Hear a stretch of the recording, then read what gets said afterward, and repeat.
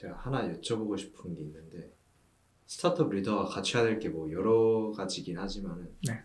뭐 스킬이 뭐 한 가지 있어야 된다면 어떤 게 있을까요? 저는 메타인지라고 생각합니다. 타인지라면 네. 어떤 부분에서? 그러니까 메타인지라는 게 이제 혹시 개념 모르시는 분들을 위해서 잠시만 얘기를 하자면 자기 스스로 객관적으로 판단할 수 있는 능력을 메타인지라고 하거든요. 네. 근데 메타인지를 가진 사람들은 대부분 성장형 인재입니다. 그럼 쉽게 말해서 우리가 더 이상 기업이 안 크는 기업이 있어요. 더 이상 성장이 안 되는 기업, 성장이 멈춘 기업.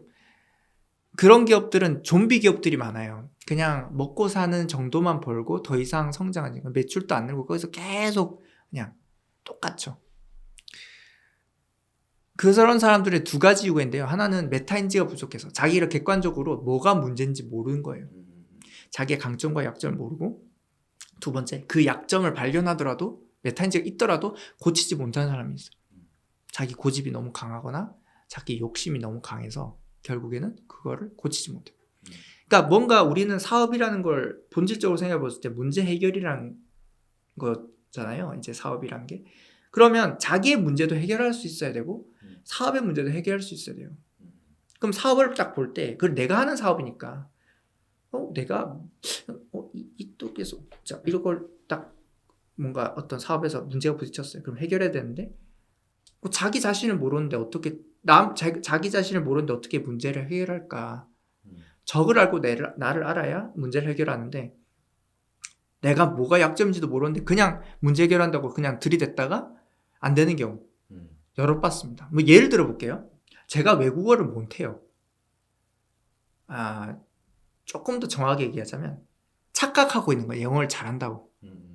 그래서 어떤 지금 당장 어떤 해외 사업에서 뭔가 되게 중요한 부분이 있어가지고 외국어 필요해. 어떤 그 사업을 따내려면 자기 외국어 잘한다고 착각하고 있잖아요.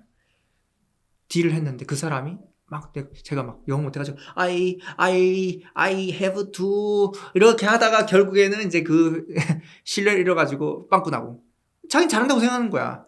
근데 자꾸 나는 분명히 준비를 최선을 다해서 잘했는데 왜 자꾸 떨어지지? 왜 사람들이 나를 멀리하지? 바이어들이 왜 나를 만나지 않지 더 이상? 이런 걸 보면 이제 제3자 입장에서 봤을 때 답답한 거죠. 아유. 근데 사장이요. 제일 위험한 게 뭔지 아세요? 대표는요. 자기가 꼭대기라고 생각하니까 조언을 해준 사람도 별로 없어. 이야, 얼마나 위험해요. 그러니까 자기 자신 인지도 못하는데 남들이 얘기하는 것도 적어. 얘기를 해줘서 인정을 할지도 모르겠지만 인정하는 사람이면 얘기를 네, 하겠지. 그렇죠. 뭐 그 정도로 겸손한 사람도 부족할 거고. 그러니까 메타인지가 결국 있는 사람은 성장형 인재의 가능성이 높고 자기 약점을 발견해서 보완할 가능성이 높다. 그러면은 모든 사업과 생활과 팀워크에서 발전을 이루겠죠. 그러면은 결국에는 사업을 조금 처음엔 더딜지라도 결국엔 성공하는 거죠. 그래서 아까 스타트업 리더의 가장 중요한 기술이라든지 그런 것들이 있다고 한다면 저는 이제 메타인지. 나머지는요, 자기가 보완할 수 있어요. 내가 만약에 외국어 못하는 얘기했잖아, 아까 전에. 예를 들어서 외국어를 못하면 다른 사람 그 외국인을 고용하면 돼요. 외국어 잘하는 사람. 그런 인재를 고용하거나 뭐 데리고 오면 되는 거죠. 자기가 말을 잘 못해. 그러면 말을 잘할 수 있는 사람을 데리고 와서 대신 세우면 됩니다. 근데 그걸 모르면 해결할 수가 없으니까 사업에 진전이 없는 것이죠. 그런 겁니다. 그럼 제가 들어보니까 메타인지가 본인이 안 된다고 한다면은 뭐 그렇게 네. 문제되는 거를 편하게 얘기할 수 있는 분위기를 만들어서 팀원들이 이렇게 의견을 꺼내면 메타인지가 좀 될 수 있게끔 하는 것도 좋은 방법이 될 수 있겠네요. 그렇죠. 자기 자신을 잘 모르는 사람이면 남의 조언을 최대한 수용하는 게 좋은데 이때 태도가 제일 중요하다고 생각합니다. 겸손요.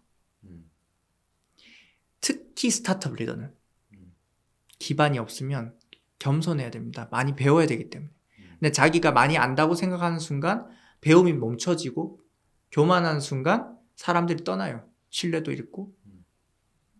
그런 사람들은 오래 못 견딥니다. 처음에는 겸손했다가 교만해지는 사람도 있고 뭐 그런 경우가 있는데 아까 말했듯이 메타인지를 할 수 있는 정도면 자기가 아 그래 난 부족해 좀 도와줘 라고 하는 사람이어야 되는데 그런 경우는 좀 드물어요. 근데 아까 말했던 겸손한 사람이라면 메타인지가 좀 부족해도 구할 수 있겠죠. 근데 내가 지금 뭐가 부족한지 나 잘 모르겠는데 뭔가 잘 안 되네? 그럼 네가 좀 뭔지 좀 한번 물어보자. 내가 뭐가 잘못 있어? 예.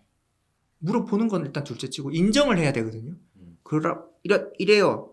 사장님 라고 인정하기 싫겠지만 인정하셔야 돼요. 왜냐하면 제3자의 본눈이 더 정확할 가능성이 높다고 생각하셔야 돼요. 제가 그런 걸 많이 경험했습니다.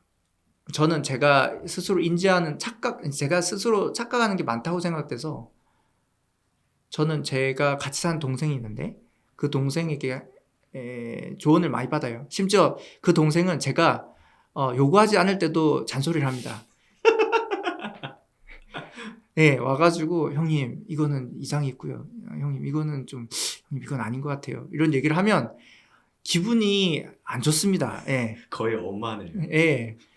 그러니까 근데 엄마는 다 이해해 줄 수 있지만 이 동생 뭐 같은 공동 창업자는 그 이해심이 떨어지는 순간 그냥 떨어져 나가요. 나갈 수 있는 거죠. 생계를 그러면 이 친구가 나간 순간 나도 위험해지는 거죠. 그러니까 들어야 되는 거예요. 억지로라도 들어야 돼요. 그래서 물론 반론할 수 있겠지만 막 뭐라고 하면 웬만하면 수용하셔야 됩니다. 저는 그렇게 잔소리를 해줄 수 있는 사람이 있어서 저는 다행이라고 생각해요. 그렇게 해야 그러고 자기 스스로 보세요. 얼마나 잔소리가 줄어드는가. 예, 그러면은 아 내가 잘하고 있구나 이런 걸 느낄 수 있는 거죠. 네, 좀 어쨌든 제 개인적인 예를 들었는데 하여튼 예, 그렇습니다. 그런 방법으로 메타인지를 할 수 있다. 네. 네, 감사합니다.